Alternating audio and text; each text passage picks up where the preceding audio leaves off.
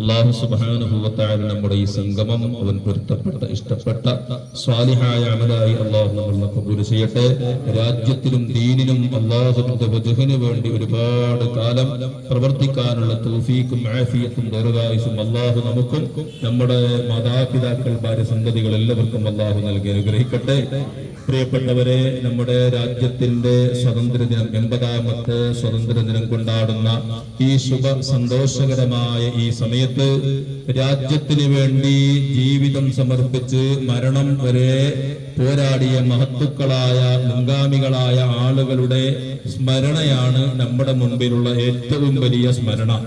കാരണം ഈ രാജ്യത്തിന് വേണ്ടി എല്ലാം സമർപ്പിച്ചുകൊണ്ട് ജാതി മത വ്യത്യാസമില്ലാതെ ഈ രാജ്യത്തിന് സ്വാതന്ത്ര്യം വേണം. ഖിയാമത്ത് ദിവസം വരെ രാജ്യത്ത് ജനിക്കാനിരിക്കുന്ന വളരാനിരിക്കുന്ന സർവ്വ മനുഷ്യർക്കും സ്വതന്ത്രമായി മനുഷ്യനായി ജീവിക്കാനുള്ള അവകാശം നേടിയെടുക്കാൻ വേണ്ടിയുള്ള ത്യാഗോജ്ജലമായ പോരാട്ടത്തിന്റെ പേരായിരുന്നു സ്വാതന്ത്ര്യത്തിന്റെ സമർപ്പണം എന്നുള്ളത്.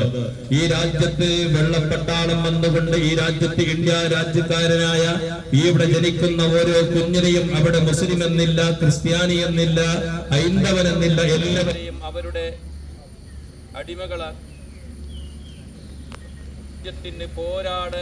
ഈ രാജ്യത്തിൽ നിന്ന് അവരെ അടിമകളാക്കി വെക്കാനുള്ള ഒരു ശ്രമത്തിനിടയിലാണ് ഈ രാജ്യത്തുള്ള മുൻഗാമികളായ ആളുകൾ. മഹാത്മാഗാന്ധിജിയെ നമ്മൾ കൂടുതൽ സ്മരിക്കുന്നുണ്ടെങ്കിലും അത് ഈ രാജ്യത്ത് അവർക്ക് ഏറ്റവും കൂടുതൽ മഹത്വം കൊടുക്കുന്നുണ്ടെങ്കിലും അങ്ങനെ മഹാത്മാഗാന്ധിജിയെ പോലെ തന്നെ ഒരുപാട് മുസ്ലിം നേതാക്കൾ, ഒരുപാട് മുസ്ലിം പോരാളികൾ ഈ രാജ്യത്തിന് വേണ്ടി ത്യാഗോജ്ജലമായ സമർപ്പണം നടത്തിയിട്ടുണ്ട്. ആ സമർപ്പണത്തെ നമ്മൾ സ്മരിക്കുന്നത് എന്തിനു വേണ്ടിയാണ്? സദർ ഉസ്താദ് ഇവിടെ സൂചിപ്പിച്ചതുപോലെ വരും തലമുറയിലേക്ക് ഈ സന്ദേശം നമ്മൾ കൈമാറി കൊടുക്കണം. ഈ രാജ്യത്ത് ഇവിടെ വെള്ളപ്പട്ടാളത്തിന് വേണ്ടി എല്ലാം സമർപ്പിച്ചുകൊണ്ട് അവർക്ക് തലകുണിച്ചുകൊണ്ട് അവരുടെ കാലിന്റെ ചെറുപ്പ് നക്കികളായി ജീവിച്ച ആളുകളെ രാജ്യത്തിന്റെ പോരാളികളായി ചിത്രീകരിച്ചുകൊണ്ട് ഈ രാജ്യത്തിന് വേണ്ടി സ്വന്തം ഭാര്യയും മക്കളെയും എല്ലാം സമർപ്പിച്ചുകൊണ്ട് ഈ രാജ്യത്തിന് വേണ്ടി പോരാടിയ മുസ്ലിം വലിയ വലിയ പോരാളികളെ ചരിത്രത്തിന്റെ താളുകളിൽ നിന്ന് ഇല്ലായ്മ ചെയ്തുകൊണ്ട് അവരെ പേരുകൾ മായ്ച്ചു കളയാനുള്ള ശ്രമങ്ങൾ ഇവിടെ വലിയ നിലക്കുള്ള ഒരു ശ്രമം നടന്നുകൊണ്ടിരിക്കുമ്പോൾ മുസ്ലിം സമുദായമാകുന്ന നമ്മൾ നമ്മുടെ മദ്രസയിലൂടെ, നമ്മുടെ കലാലയങ്ങളിലൂടെ, നമ്മുടെ ഓരോ മേഖലകളിലൂടെ നാം പഠിപ്പിക്കേണ്ടത്, നമ്മുടെ പിൻതലമുറയിലേക്ക് പഠിപ്പിച്ചു കൊടുക്കേണ്ടത് ഇസ്ലാം സമാധാനത്തിന്റെ സന്ദേശമാണ്. ഇസ്ലാം സാഹോദര്യത്തിന്റെ മതമാണ്. ആ സാഹോദര്യത്തിന്റെ മതത്തിന്റെ അനുയായികളായ നമ്മൾ ഈ രാജ്യത്ത് കുഴപ്പമുണ്ടാക്കാൻ വന്നവരല്ല. ഈ രാജ്യത്ത് ഇന്ത്യ രാജ്യത്തിന് വേണ്ടി സമർപ്പിക്കാൻ വേണ്ടി ജീവനും സമ്പത്തും എല്ലാം സമർപ്പിക്കാൻ തയ്യാറായ നമ്മളോട് നമ്മൾക്ക് ഈ രാജ്യത്തിന്റെ സ്വാതന്ത്ര്യത്തിന്റെ ഓരോ ചരിത്രങ്ങൾ പിൻതലമുറയിലേക്ക് നമ്മൾ പഠിപ്പിച്ചു കൊടുക്കേണ്ട നമ്മുടെ ബാധ്യതയാണ്. ഉപ്പമാരുടെ, ഉമ്മമാരുടെ, ഉസ്താദുമാരുടെ, ഗുരുവര്യന്മാരുടെ എല്ലാവരുടെയും ബാധ്യതയാണ് അവർക്ക് ഈ രാജ്യത്തിന്റെ സ്വതന്ത്ര ചരിത്രങ്ങൾ പഠിപ്പിച്ചു കൊടുക്കുക എന്നുള്ളത്. ഞാൻ കൂടുതലായി ഒന്നും പറയുന്നില്ല. നമുക്ക് ചരിത്രത്തിലും മറക്കാൻ പറ്റാത്തൊരു പേരായിരുന്നു മഹാനായ മൗലാന മുഹമ്മദ് അലി ജൗഹർ. ആ മഹാനായ മുഹമ്മദ് അലി ജൗഹറിന്റെ ചരിത്രം നമ്മൾ വായിക്കുമ്പോൾ ഏതൊരു മനുഷ്യന്റെ കണ്ണിൽ നിന്ന് കണ്ണുനീരുറ്റിപ്പോകുന്ന ചരിത്രങ്ങളാണ് അവിടുത്തെ ചരിത്രങ്ങൾ. ഇന്ത്യ രാജ്യത്തിന് വേണ്ടി സമർപ്പിച്ച മഹാമനുഷ്യൻ, അദ്ദേഹത്തിന്റെ ഉമ്മയുടെ പേരാണ് ബീഗം ആബിദ എന്ന് പറയുന്ന ആ ഉമ്മ സ്വന്തം മകനെ ഉപ്പയില്ലാതെ യതീമായി വളർന്ന ആ മകനെ പഠിപ്പിച്ചത് എന്തിനു വേണ്ടിയാണ്? എന്നിട്ട് നാടിന്റെ പഠനം കഴിഞ്ഞിട്ട് ലണ്ടനിലേക്ക് പഠനത്തിന് വേണ്ടി, ഉപരിപഠനത്തിന് വേണ്ടി പറഞ്ഞേക്കുമ്പോൾ ആ ഉമ്മ കൊടുത്തൊരു ഉപദേശമുണ്ട്. ചരിത്രത്തിൽ നമ്മൾ മറന്നു പോകാൻ പറ്റാത്തൊരു ഉപദേശമാണ്. സ്വന്തം മകനോട് പറയുന്നു, മോനെ, ഞാൻ നിന്നെ ഈ രാജ്യത്തിൽ നിന്ന് എല്ലാം സമർപ്പിച്ചുകൊണ്ട് നിന്നെ പഠിപ്പിച്ച് കഴിയുന്നതും ത്യാഗം ചെയ്തുകൊണ്ട് ഇനി നമ്മൾ അത്രയും ദൂരത്തേക്ക് പറഞ്ഞു വിടുന്നത് എനിക്ക് വലിയ കൊട്ടാരമുണ്ടാക്കാനല്ല, നിനക്ക് വലിയ വീടുണ്ടാക്കാനല്ല, ആഹ്ലാദകരമായ ജീവിതത്തിന് വേണ്ടി ഒരുപാട് സമ്പത്ത് ശമ്പളം വാങ്ങാനല്ല. തന്റെ മകനോട് പറയുന്നു, മോനെ, നീ നാട് വിട്ടു പോകുമ്പോൾ നീ തിരിച്ചു വരുന്നത് ഇന്ത്യ രാജ്യത്തിന് വേണ്ടി പോരാടുന്ന ഒരു പോരാളിയായി, ഈ രാജ്യത്തിന് വേണ്ടി സമർപ്പിക്കുന്ന ഒരു വലിയൊരു പോരാളിയായി തിരിച്ചു വരാനാണ് ഞാൻ ആഗ്രഹിക്കുന്നത്.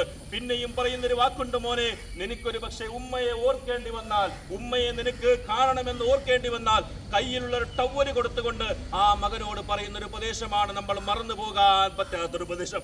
ആ കയ്യിലുള്ള ടവല് കൊടുത്തുകൊണ്ട് ഉമ്മ മകനോട് പറയുന്നു, മോനെ, ഇതാ ഈ ടവല് പിടിച്ചോ, നിനക്ക് ഉമ്മാനെ ഓർമ്മ വരികയാണെങ്കിൽ ഈ ടവൽ എടുത്തുകൊണ്ട് ചുംബിച്ചാൽ മതി. ഇതിൽ ഉമ്മയുടെ കണ്ണുനീരിന്റെ സുഗന്ധമുണ്ടാകും ഇതിൽ. കാരണം നിനക്ക് വേണ്ടി കരഞ്ഞ കണ്ണുനീര് പടച്ച ഈ തവ്വലാണിതെന്ന് പറഞ്ഞുകൊണ്ട് സമർപ്പണം നടത്തിയ മകനെ പറഞ്ഞു വിടുന്നു. ഇതാ എന്നിട്ട് 4.5 കൊല്ലക്കാരൻ ലണ്ടനിൽ പഠിക്കാൻ പോകുന്ന മകനോട് പറയുന്ന ഒരു ഉപദേശം എന്തായിരുന്നു? ആരാണ് മഹാനായ മൗലാന മുഹമ്മദ് അലി ജൗഹർ? ചരിത്രത്തിൽ വെറും ഒരു പേരല്ല, അള്ളാഹുവിന്റെ ഔലിയാക്കളിൽപ്പെട്ട ഒരു മഹാനാണെന്ന് പറയാൻ പോലും അർഹതയുള്ള ഒരു മഹാനാണ്. തന്റെ മകനോട് ഉമ്മ പറയുന്നത്, മോനെ നീ ആ ലണ്ടൻ എന്ന് പറയുമ്പോൾ മരം കൊച്ചുന്ന തണുപ്പുള്ള രാത്രിയാണ്. ഒരു ഗ്ലാസ് വെള്ളം വെച്ചാൽ 1-2 മണിക്കൂർ കഴിയുമ്പോൾ ആ വെള്ളം ഐസ് കട്ടയായി മാറുന്ന ആ തണുപ്പത്ത് രാത്രിയിൽ തന്റെ മകനോട് പറയുന്നു, മോനെ ഒരൊറ്റ രാത്രി നീ തഹജ്ജുദ് നിസ്കരിച്ചുകൊണ്ട് ദുആ ചെയ്യാതെ ഉറങ്ങരുത് എന്ന് ഉപദേശം കൊടുത്തുകൊണ്ട് ആ മകനെ പറഞ്ഞു വിട്ട്, ചുരുക്കി പറഞ്ഞാൽ 4.5 കൊല്ലത്തിന്റെ പഠനത്തിന് ശേഷം ഈ രാജ്യത്തേക്ക് തിരിച്ചു വരുമ്പോൾ കേൾക്കുന്നത്, മഹാത്മാഗാന്ധിജി അടക്കമുള്ള ഒരുപാട് പോരാളികൾ അതാ ബ്രിട്ടീഷ് പട്ടാളക്കാർ അവരെ തടവറയിൽ വെച്ചിരിക്കുന്നു, ജയിലറയിലാണ്. അവിടെ നിന്ന് മോചിപ്പിക്കാൻ ഐക്യകണ്ഠമായി കൊണ്ട് തീർമാനിച്ചവരോട് പോരാണ്. ആ കാലഘട്ടത്തിലുള്ള ഇത് അഡ്വക്കറ്റായി തിരിച്ചു വന്ന മൗലാന മുഹമ്മദ് അലി ജൗഹർ അവിടെ നിന്ന് വാദിച്ചുകൊണ്ട് ഇതാ മഹാത്മാഗാന്ധിജി അടക്കമുള്ള 40ഓളം വരുന്ന പോരാളികളെ മോചിപ്പിച്ചുകൊണ്ട് തിരിച്ചു വരുന്നു. ചുരുക്കി പറയട്ടെ, അങ്ങനെ വീണ്ടും ഇതാ ലോകത്തിന്റെ 80 രാജ്യത്തിന്റെ ഒട്ടമേശ സമ്മേളനം നടക്കുമ്പോൾ ആ രാജ്യത്തിന്റെ ഇന്ത്യയുടെ പ്രതിനിധിയായി ആര് പോകണമെന്ന ചർച്ച വന്നപ്പോൾ ഐക്യകണ്ഠമായി കൊണ്ട് 90% ആളുകളും പറഞ്ഞു, മൗലാന മുഹമ്മദ് അലി എന്ന് പറയുന്ന തുർക്കി തൊപ്പിയണിഞ്ഞ നല്ല താടി ധരിച്ച ആ ചെറുപ്പക്കാരനാണ് പോകേണ്ടത്. അങ്ങനെ 80ഓളം രാജ്യത്തിന്റെ ആ ഐക്യകണ്ഠമായ സമ്മേളനത്തിൽ വെച്ചുകൊണ്ട് ആ ഒരു ഒട്ടമേശ സമ്മേളനത്തിൽ വെച്ചുകൊണ്ട് മഹാനായ മൗലാന മുഹമ്മദ് അലി ജൗഹർ അവിടുന്ന് 5 മിനിറ്റ് സമയം കൊടുത്തപ്പോൾ പറഞ്ഞ വാക്കെന്തായിരുന്നു എന്നറിയോ?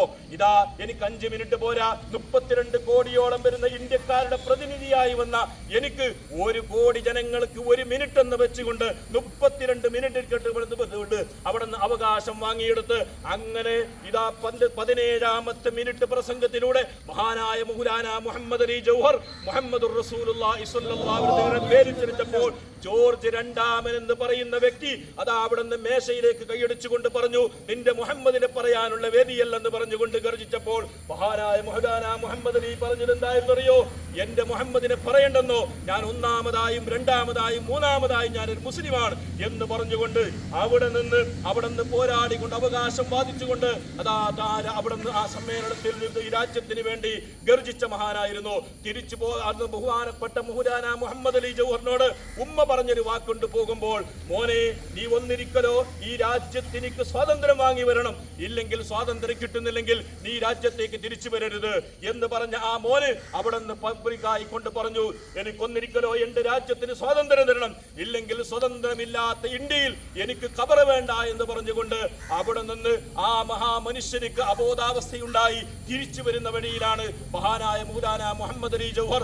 പലസ്തീനിലാണ് അദ്ദേഹത്തിന്റെ ഖബർ. ഞങ്ങൾ അന്നത്തെ യാത്രയിലൂടെ മഹാനായ മുഹമ്മദ് അലി ജൗഹറിന്റെ ഖബർ സിയാറത്ത് ചെയ്തു. മനോഹരമായ ഒരു ഖബർസ്ഥാനിലൂടെ, ഒരു മക്ബറയിലൂടെ മഹാനായ മൗലാന മുഹമ്മദ് അലി ജൗഹറിന്റെ ഖബർ ഇന്നും നിലകൊള്ളുന്നു. എന്തിനു വേണ്ടിയിട്ടാണ് അവർ ത്യാഗം ചെയ്തത്? അവിടെ സമ്പത്തുണ്ടാക്കാനല്ല, അവരുടേതായിരിക്കുന്ന വിദ്യാഭ്യാസം കൊണ്ട് വലിയ സ്ഥാനത്തേക്ക് എത്താമായിരുന്നു. പട്ടാളക്കാർക്ക് അവർക്ക് അടിമപ്പെട്ട് ജീവിച്ചിരുന്നെങ്കിൽ വലിയ പോസ്റ്റ്, വലിയ ഉദ്യോഗം അദ്ദേഹത്തിന് കിട്ടുമായിരുന്നില്ല. ഈ രാജ്യത്തിന് വേണ്ടി സമരത്തോടെ നടത്തിയ മഹാമനുഷ്യരായിരുന്നു അവരെ നമ്മൾ ചരിത്രത്തിൽ നമ്മൾ മറന്നു പോകരുത്. എത്ര ആളുകൾക്കറിയും മൗലാന മുഹമ്മദ് അലിയുടെ ജൗഹറിന്റെ ചരിത്രം? ഈ ചരിത്രങ്ങൾ നമ്മുടെ മക്കൾക്ക്, ഉപ്പമാർ ഉമ്മമാർ അവർക്ക് പഠിപ്പിച്ചു കൊടുക്കണം. ലോകത്തിന്റെ ഒരുപാട് സീരിയലുകൾ, കഥകൾ, ഒരുപാട് മറ്റുള്ളതായിരിക്കുന്ന എന്തെല്ലാം അനാവശ്യങ്ങൾ വായിക്കാനും കേൾക്കാനും നമുക്ക് സമയമുണ്ടെങ്കിൽ ഇത്തരം ചരിത്രങ്ങളൊക്കെ നമ്മുടെ ജീവിതത്തിൽ ഉണ്ടാകണം, പഠിപ്പിച്ചു കൊടുക്കണം. രാജ്യത്തിന് വേണ്ടി നമ്മൾ പ്രവർത്തിക്കണം. നമ്മുടേതായിരിക്കുന്ന ശ്രമങ്ങൾ ഈ രാജ്യത്തിന്റെ ഐക്യത്തിന് വേണ്ടിയായിരിക്കണം. എല്ലാ നിലക്കും മുസ്ലിമീങ്ങൾ ഈ രാജ്യത്തിന്റെ സമാധാന പ്രേമികളായി ജീവിക്കാനുള്ള സന്ദേശമായിരിക്കണം ഇനിയുള്ള ജീവിതം എന്ന് മാത്രം പറഞ്ഞുകൊണ്ട് നമ്മുടെ രാജ്യത്ത് ഈ ഇന്നുവരെയും ഇനി ഖിയാമത്ത് നാൾ വരെയും മുസ്ലിമീങ്ങൾക്കും എല്ലാ മതവിശ്വാസികൾക്കും സൗഹൃദത്തോടെ, ഐക്യത്തോടെ മതേതര ഇന്ത്യയുടെ മതേതരത്തെ കാത്തു സൂക്ഷിച്ചുകൊണ്ട് ജീവിച്ച് മരിക്കാൻ അള്ളാഹു നമുക്ക് തൗഫീക്ക് നൽകട്ടെ. സമാധാനം